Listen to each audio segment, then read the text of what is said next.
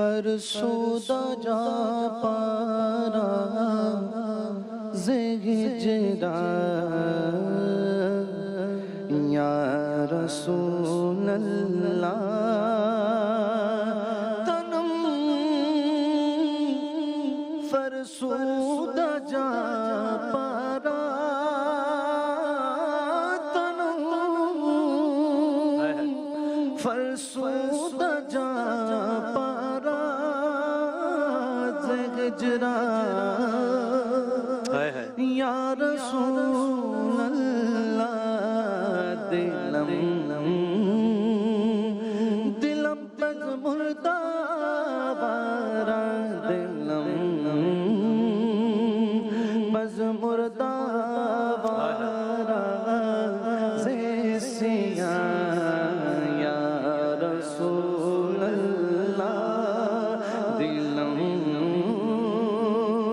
بز مردہ بارا زیسیاں یا رسول اللہ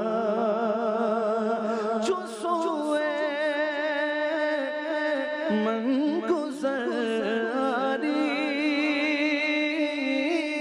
جو سوئے من گزاری من مسکی زناداری من مسکی زناداری فدائے نقش نالنت فدائے نقش نالنت کنم جا یا رسول اللہ تنم فرسودہ جا پارا زہجرا یا رسول اللہ ذکردہ حیش غیرانہ دیا شد روز اسیانہ پشیمانم پشیمانم پشیمان یا رسول اللہ پشیمانم پشیمانم پشیمان یا رسول اللہ سبحان اللہ سبحان اللہ. کیا کہنا ہے. بسم اللہ الرحمن الرحیم. سرکار دو عالم صلی اللہ علیہ وآلہ وسلم کی سیرت مبارکہ کے عنوان سے یہ گفتگو جاری اور کیا خوبصورت سما باندھ دیا ہے برادر زویب اشرفی نے اس کلام سے. تو اب تک گفتگو یہاں تک پہنچی تھی کہ مکے میں ہر گلی میں ہر گھر میں ظلم اور ستم کی ایک نئی داستان رقم ہو رہی ہے. ہجرت حبشہ کا پورا چیپٹر آپ کی خدمت میں عرض کر چکے. سفر طائف کی پوری داستان آپ کی خدمت میں عرض کر چکے. اب جب یہ ظلم ستم بہت زیادہ بڑھ گیا اور یہ سارے معاملات بھی ہو چکے, حبشہ کی ہجرت بھی ہو چکی, طائف کا سفر بھی ہو چکا اور بھی واقعات ظاہر ہے جتنی بھی دامن وقت میں گنجائش ہوتی ہے ہم اسی عنوان سے بیان کرتے ہیں. تو اب یہ وہ موقع تھا کہ جب آسمان والے نے دور کے ایک شہر کے رہنے والوں کو اپنے نبی کی نصرت کے لیے انصار منتخب کر لیا. شہر کا نام تھا مدینہ. شہر کا نام تھا مدینہ. تو بس آسمان سے اپنے نبی پر حکم نازل ہوتا ہے کہ اب آپ یہ شہر چھوڑ دیجئے.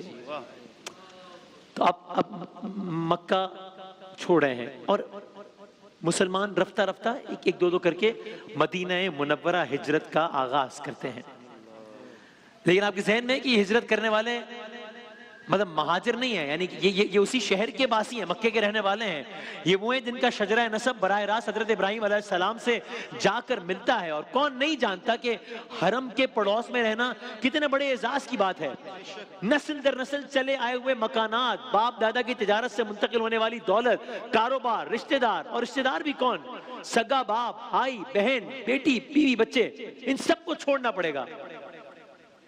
یعنی آپ یہ سوچ لیجئے, میں یہ سوچوں کہ اب آج کل کے اس دور میں بھی اگر کسی کو یہ حکم دیا جائے کہ اس نے بغیر کچھ مال متا ساتھ لیے کسی دور دراز شہر میں جا کر نئے سرے سے زندگی کا آغاز کرنا ہے تو کتنا پریشان ہوگا کہ بھائی سارا سیٹ اپ ہے اس شہر میں جہاں میں رہتا ہوں.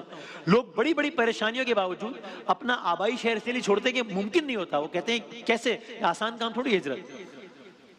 لیکن اب حکم ہو گیا تھا, اللہ کا حکم, رسول اللہ صلی اللہ علیہ وآلہ وسلم کی محبت وہ قوت تھی کہ جس نے سب کچھ چھوڑ کر ان کو ہجرت پر راضی کر دیا. اس مدینے کی ہجرت کہ جہاں پہلے ہی حضرت مصعب بن عمیر وہ پہلے ہی مدینے میں اسلام کی دعوت شمع روشن کیے ہوئے تھے, وہ پہلے چلے گئے تھے. اور کیا کہنے حضرت مصعب بن عمیر کے, عجیب نوجوان تھے. نبی کی محبت میں ماں باپ کی محبت چھوڑی تو ماں باپ نے, جب نبی کی محبت میں ماں باپ کی محبت چھوڑی تو ماں باپ نے ان کو گھر چھوڑنے پر مجبور کر دیا. یہ وہ نوجوان تھے کہ جس کے حسن کے چرچے تھے, یہ وہ نوجوان تھے کہ جن کی امیری کے چرچے تھے. لیکن اس سب کے باوجود, اس سارے کے سارے معاملے کے باوجود ایک کمبل جو کانٹوں سے سلا تھا وہ پہن کر مدینہ منورہ پہنچ گئے اور وہاں جا کے دعوت کا کام کیا. وہ کہ جس کی امیری کے چرچے تھے, لیکن جب اسلام قبول کیا گھر والوں کی طرف سے مخالفت ہوئی, رشتہ داروں کو چھوڑنا پڑا, مال دولت سب کچھ چھوڑنا پڑا, سب قبول کیا سرکار کی محبت میں, اس لیے کہ اللہ نے پہنچایا تھا سرکار کے قدموں میں. ہاں, اللہ نے پہنچایا تھا سرکار کے قدموں میں. تو ایک کمبل جو کانٹوں سے سلا تھا وہ پہن کر مدینہ پہنچ گئے, وہاں جا کر دعوت کا کام کیا. مدینے کی اکثریت کے دل میں, ایک بڑی تعداد کے دل میں اسلام کی کلی کھلائی حضرت مصعب بن عمیر نے. پھر ہجرت کے بعد, جب ہجرت ہو گئی, اور ہجرت کلرز کریں گے انشاءاللہ, ہجرت کے بعد غزوہ احد میں شہید کر دیے گئے. اور جب شہید کیے گئے تو اس حال میں تھے کہ جسم ڈھانپنے کو اتنا کپڑا بھی میسر نہ تھا جتنا وہ عام طور پہ غریبوں کو بانٹ دیا کرتے تھے. حال یہ تھا کہ سر ڈھانپتے تو پیر کھل جاتے, پیر ڈھانپتے تو سر کھل جاتا. بس سرکار دو عالم صلی اللہ علیہ وآلہ وسلم نے ان کے جسد خاکی پہ کھڑے ہو کر کہا, گویا مصعب بن عمیر نے اپنا وعدہ پورا کر دیا. اب کوئی نوجوان قیامت کے دن تک یہ نہ کہہ سکے گا کہ اس کو اللہ کی راہ میں تکالیف پہنچی اور وہ دین سے رک گیا. ایک ایسی ایگزامپل حضرت مصعب بن عمیر نے سیٹ کر دی تھی. تو اللہ کے رسول کے حکم سے مدینے میں مسلمان جمع ہو رہے ہیں. تو اب آپ کے ذہن میں سارے کا سارا وہ خاکہ ہے کہ کس طریقے سے پہلے اعلان رسالت کیا, پھر مظالم بڑھے, شیب ابی طالب کا واقعہ ہوا, پھر دیگر واقعات ہوئے, طائف ہوا, ہجرت حبشہ ہوا, سارا کچھ. اور اب یہ وہ مرحلہ ہے کہ جب مدینہ ہجرت کا آغاز ہو گیا ہے, مسلمان آہستہ آہستہ مدینہ میں جمع ہو رہے ہیں, یہاں تک کہ اب وہ وقت آتا ہے کہ جب اللہ تعالیٰ نے اپنے حبیب احمد مجتبی محمد مصطفیٰ صلی اللہ علیہ وآلہ وسلم کو بھی مدینہ ہجرت کا حکم دے دیا.